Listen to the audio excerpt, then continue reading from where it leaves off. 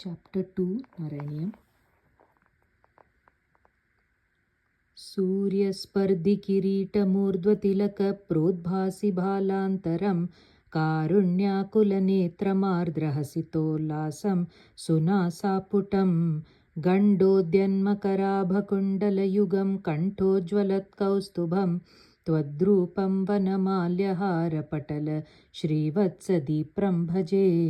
केयूराङ्गदकङ्कणोत्तममहारत्नाकुलीयाङ्कित श्रीमद्बाहुचतुष्कसङ्गतगदा शङ्खारिपङ्केरुहां काञ्चित् काञ्चनकाञ्चिलाञ्छितलसत्पीताम्बरालम्बिनीम् आलम्बे विमलाम्बुजद्युतिपदां मूर्तितवार्तिच्छिदम्।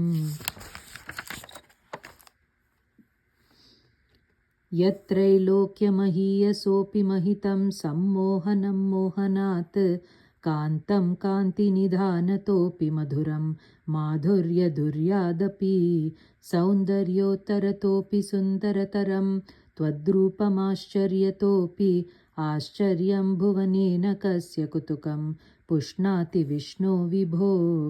तत्तादृङ्मधुरात्मकं तव वपुः सम्प्राप्य सम्पन्मयी सा देवी परमोत्सुका चिरतरं नास्ते स्वभक्तेष्वपि तेनास्या बत कष्टमच्युत विभो त्वद्रूपमानोज्ञकप्रेमस्थैर्यमयात् अचापलबला चापल्यवार्तोऽतभूत्।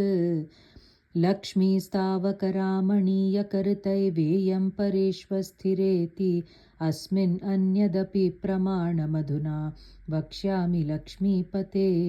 ये त्वद्ध्यानगुणानुकीर्तनरसासक्ता हि भक्ता जनाः तेष्वेषा वसति स्थिरैव दयितप्रस्ताव दत्तादरा।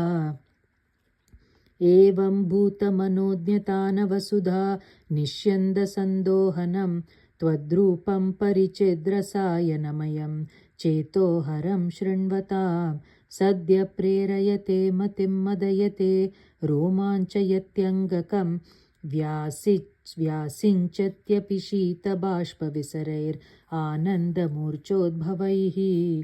एवं भूततया हि भक्त्यभिहितो योगस्य योगद्वयात् कर्मज्ञानमयाद्भृशोत्तमतरो योगीश्वरैर्गीयते। सौन्दर्यैकरसात्मके त्वयि खलु प्रेमप्रकर्षात्मिका भक्तिर्निःश्रममेव विश्वपुरुषैर्लभ्या रमावल्लभ।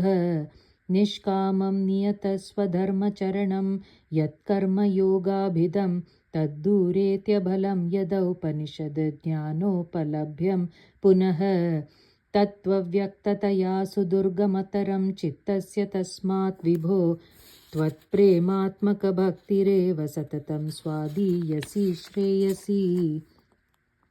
अत्यायासकराणि कर्मपटलान्याचर्यनिर्यन्मला बोधे भक्तितवेत् तथाप्युचितता मायान्ति किं तावता क्लिष्ट्वा तर्कपथे परं तव वपु ब्रह्माख्यमन्ये पुनः चित्तादृत्वमृते विचिन्त्य बहुभिः सिद्ध्यन्ति जन्मान्तरैः। त्वद्भक्तिस्तु कथारसामृतझरी निर्मज्जनेन स्वयं सिद्ध्यन्ति विमलप्रबोधपदवीमक्लेशतस्तन्वती सद्यसिद्धिकरी जयत्यै विभो सैवास्तु मे त्वत्पदप्रेम प्रौढिरसार्द्रता द्रुततरं वातालयाधीश्वर। नारायणाखिलगुरो भगवन्।